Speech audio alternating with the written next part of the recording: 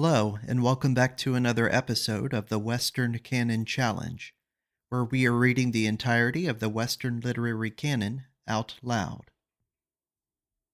Today we begin Life with Father by Clarence Day.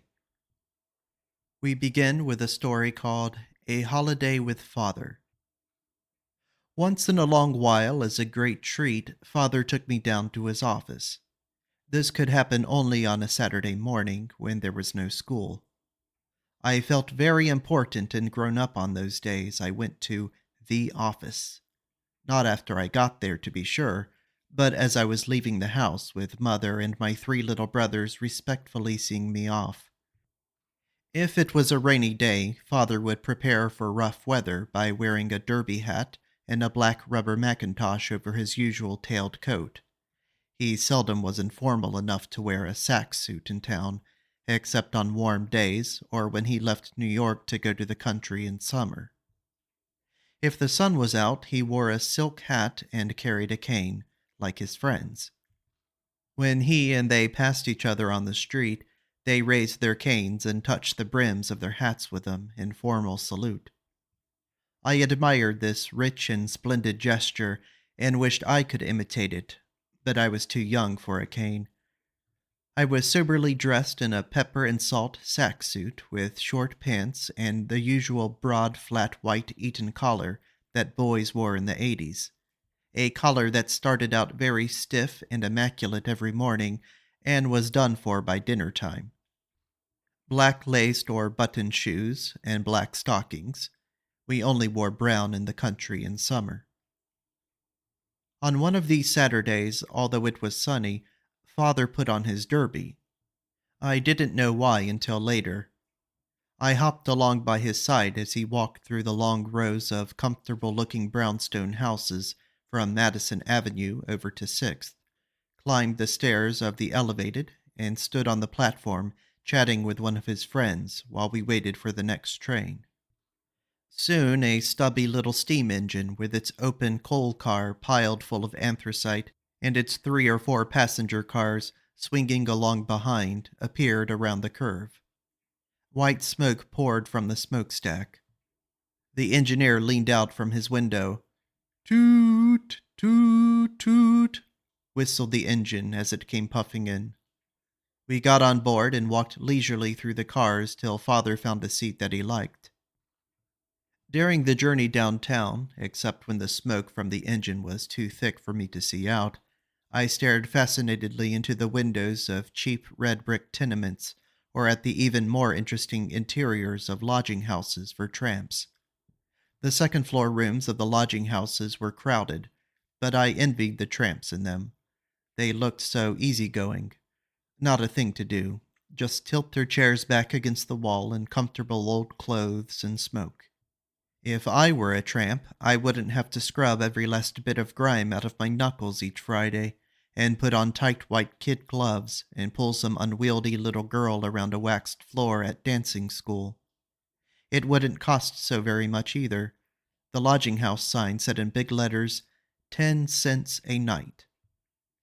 I never had a chance to see such sights except when I went downtown with Father, for Mother kept away from the elevated. It was comparatively new, and she felt that the horse cars were better. Besides, 6th Avenue was so cindery and sooty that ladies disliked it. They did go that far west sometimes to shop, and they went as far east as Lexington, but in general they lived and walked in the long, narrow strip between those two boundaries. When Father and I left the train at the end of our journey, I found myself in a tangle of little streets full of men and boys, but no women. If some lonely bonnet chanced to be bobbing along in the crowd, we all stared at it. Most of the business buildings were old, and many of them were dirty, with steep, well-worn wooden stairways and dark, busy basements. Exchange Place and Broad Street were full of these warrens, and there were some even on Wall Street. The southern corner of Wall Street and Broadway was one of the dingiest.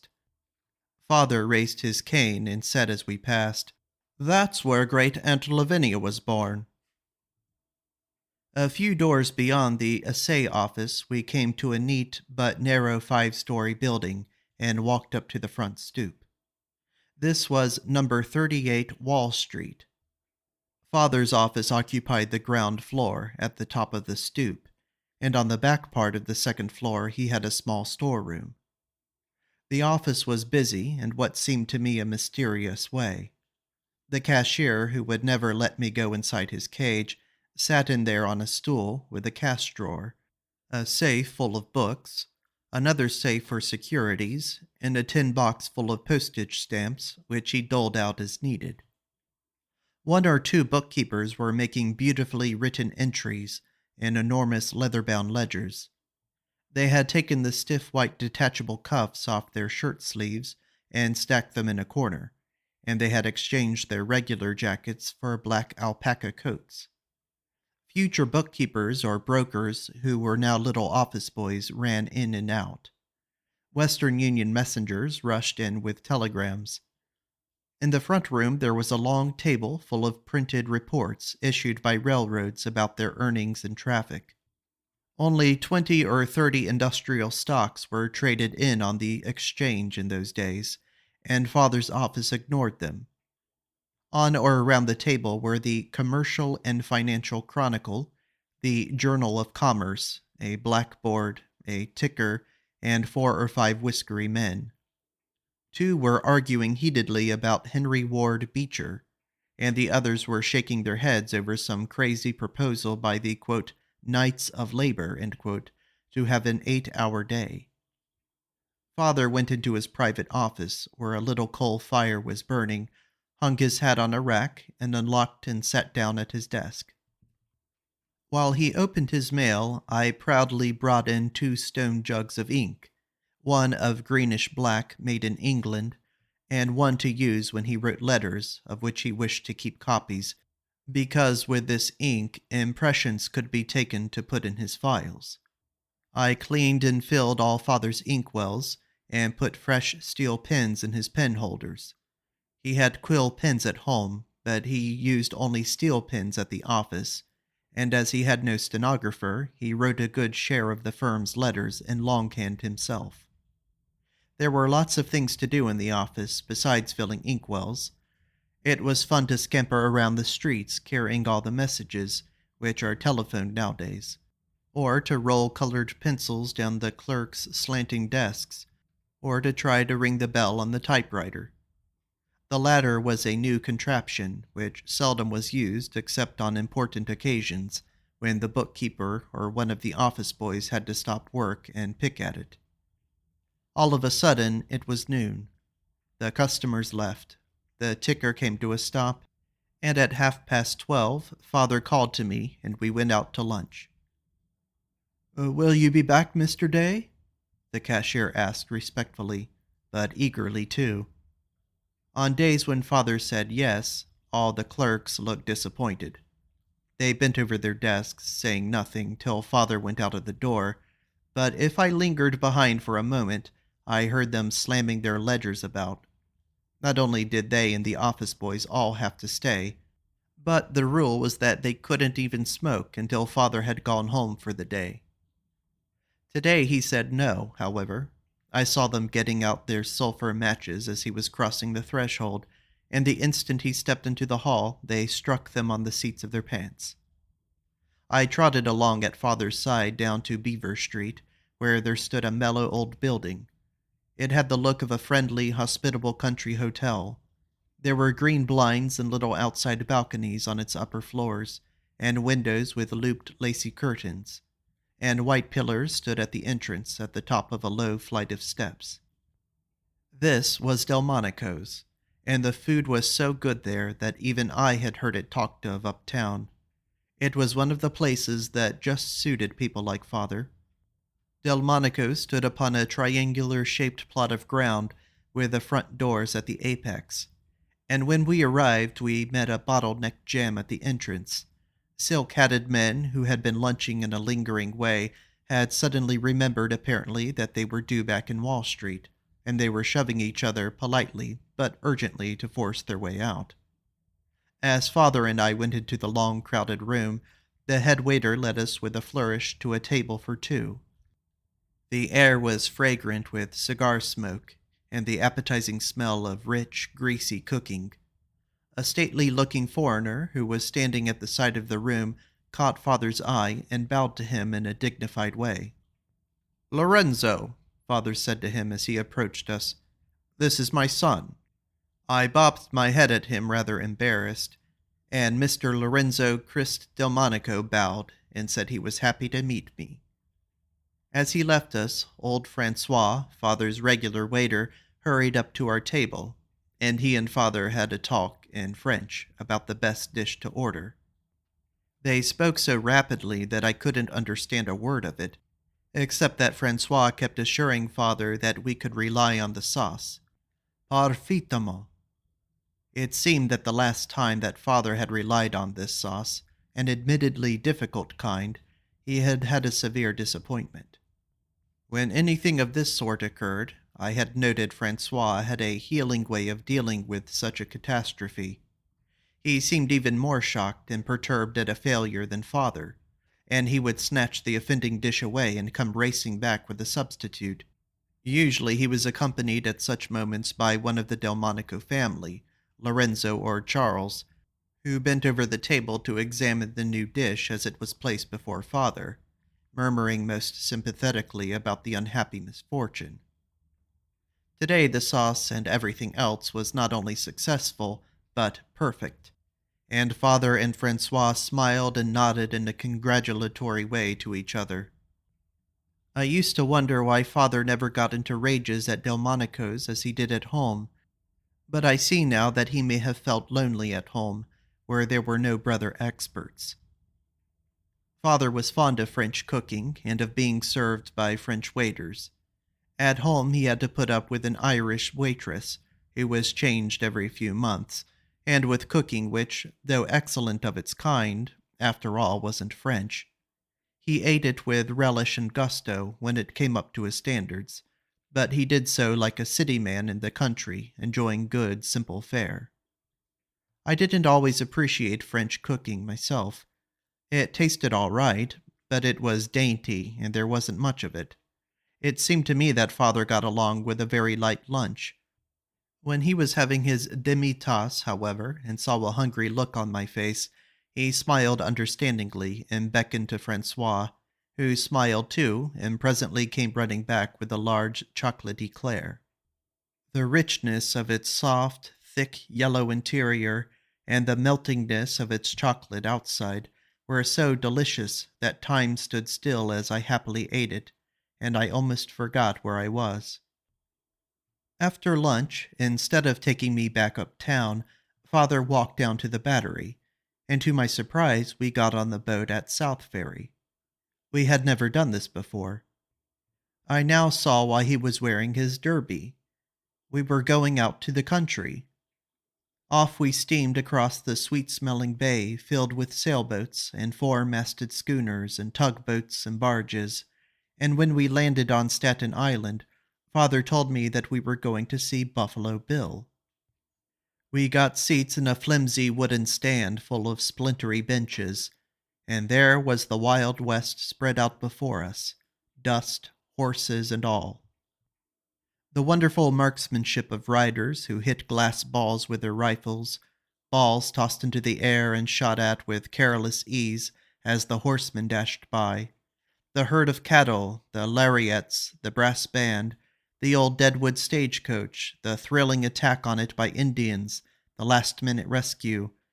Father dragged me out just before the rescue so that we could get seats on the ferry boat, but I caught a glimpse of it anyway as I was being hauled through the exit.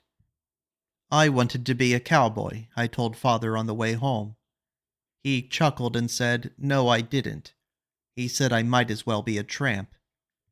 I wondered if I'd better tell him that this idea, too, had occurred to me, no further back than that very morning. I decided that upon the whole it mightn't be a good day to mention it, just after Father had taken me to lunch at Delmonico's. I did venture to ask him, however, what was the matter with cowboys. Father briefly explained that their lives, their food, and their sleeping accommodations were outlandish and quote-unquote slummy. They lived in the wilds, he informed me, and they had practically gone wild themselves. Put your cap on straight, he added. I am trying to bring you up to be a civilized man. I adjusted my cap and walked on, thinking over this future. The more I thought about it, the less I wanted to be a civilized man. After all, I had had a very light lunch, and I was tired and hungry. What with fingernails and improving books and dancing school and sermons on Sundays, the few chocolate eclairs that a civilized man got to eat were not worth it. Father on Horseback. Father had been putting on weight, and he didn't like it. He was a solidly built man, but trim and erect, with a light, easy step, and his extra pounds made him uncomfortable. He disapproved of them, too. When the fat of fat men seemed to come natural to them, Father took it as a good joke. But he felt that it was slovenly to be careless about getting stout. He talked about this at his club, what the saloon was to poor men, and what coffee houses had once been to Londoners, his club was to Father. It was the front and center of his social life. He stopped there for half an hour or so on his way home from the office, or he walked down there at 9 in the evening when Mother had gone up to bed. He played a game or two of billiards, not cards, or he had a whiskey and soda with Commodore Brown, or he met and sized up distinguished foreigners whom he usually didn't think much of, or he sought for advice about fat. Some members recommended long walks, but Father had always done a good deal of walking. The opinion of the club was that in that case he had better take up riding horseback. The only proper way to ride horseback, Father felt, was to join one more club. He joined the riding club in East 58th Street, which provided stabling and other conveniences, and after practicing in there in the 10-bark ring, he rode out in the park. The park itself was only a ring on a larger scale, nothing wild or adventurous, but it suited Father. He disliked wildness. He preferred things like landscapes to be orderly and suitably arranged for his use. From this time on, he was as critical of the park as he was of his home. He felt personally affronted, for instance, when the bridle path wasn't raked properly, or when papers were left lying about. His first horse was a powerful bay by the name of Rob Roy. This horse didn't like Father, and Father had still less affection for him. This was supposed to be of no importance. It was not even considered. Father bought him because he was spirited and sound, and able to stand work. Handsome, too. He paid $300 for him, and expected him to do what he was told. Rob Roy never looked at the transaction in this way, however. He had an independent and self-absorbed nature. He was always thinking of his own point of view. Even if he had been devoted to Father, which he never was, this would have made trouble. One typical scene between them, I remember, occurred near the park entrance. It was a warm autumn morning. Rob Roy and Father had trotted out of the club and into the park, each thoroughly healthy and strong, and each intent on his own thoughts. They had made a fine sight as they went up to the bridle path. All their plans coincided. But then a difference between them arose. Father wished to keep on. Rob Roy didn't. I don't know why Rob Roy wanted to stop. Perhaps he didn't like the way Father rode him. Anyhow, he came to a halt. Father gave him a cut with his whip. Rob Roy whirled around. Father reined him up sharply and struck him again. Rob Roy reared. As they fought, Father in his anger kept hitting Rob Roy, and Rob Roy violently pawed the ground and stamped on it and tore it all up. They both perspired so freely that between them they must have lost gallons, and they both blindly stuck to their respective plans and would not give in. But Rob Roy had the whole day before him, and Father did not. He had to get through his ride sometime and go to his office. He decided that Rob Roy was crazy, and they returned to the club. Rob Roy was led off to his stall and rubbed down by a groom, and Father went to the dressing room for members and was rubbed dry by Jim, the attendant. Jim was a friendly old soul. "Have a nice ride, Mr. Day?" he asked. "Nice hell," Father shortly replied, and took his cane and went out. These fierce morning combats gave our family a feeling of awe. We had never dreamed that anyone, man or beast, would resist Father's will. This rashness of Rob Roy's was like Satan's rebelling against God. It had a dark splendor about it, that somehow filled me with horror. In that fight between Satan and God, we had been told that God won. There were stray bits of evidence to the contrary lying around, but naturally we accepted the official announcement. In the long war between Father and Rob Roy, we always assumed Father won. But there too I now see that Rob Roy may have looked at it differently, for the way that Father defeated Rob Roy was by deciding to sell him. To us boys this seemed like a banishment. It made Rob Roy an outcast. Perhaps it only meant to him meeting a rider less uncongenial, but to us it seemed like obliterating him from the world in the prime of his life. For years afterwards he was spoken of as a strange being, a queer, insane creature who had unaccountably and vainly attempted to disobey Father. Rob Roy was a thoroughbred. His successor, a lanky brown horse named Brownie, was plain middle class. Rob Roy was an adventurer. Brownie was a sad-eyed philosopher. Some philosophers are as great-hearted as adventurers, but they are mostly more docile. Brownie trotted wherever Father told him to, in any direction.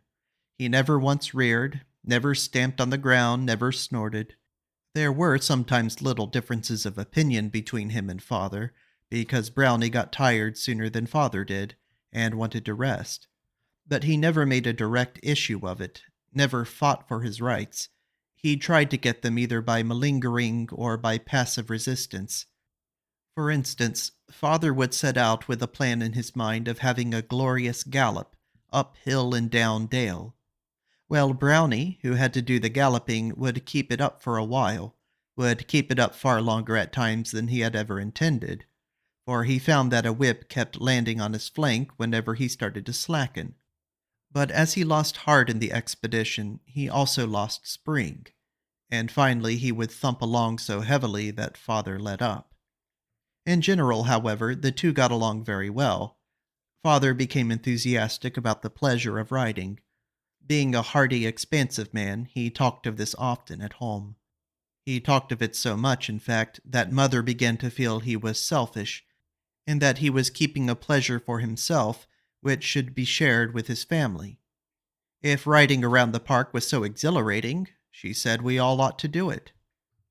Father said he wished that we could, but there was only one horse. This silenced the family for a while, but soon Mother spoke up. She didn't see why the rest of us couldn't ride the horse when Father was through. The unreasonableness and impracticability of this idea made Father hot. It showed how little Mother knew about anything, especially horses, he said.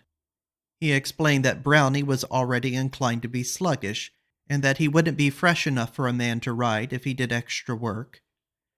Mother said firmly that Father should get some more horses. This took him aback. He always meant to do the right thing by us, and he began to fear that his own goodness of heart might now get him in trouble. His feeling was that when he innocently had gone in for riding himself, he had never contemplated having to spend enough to mount the whole family.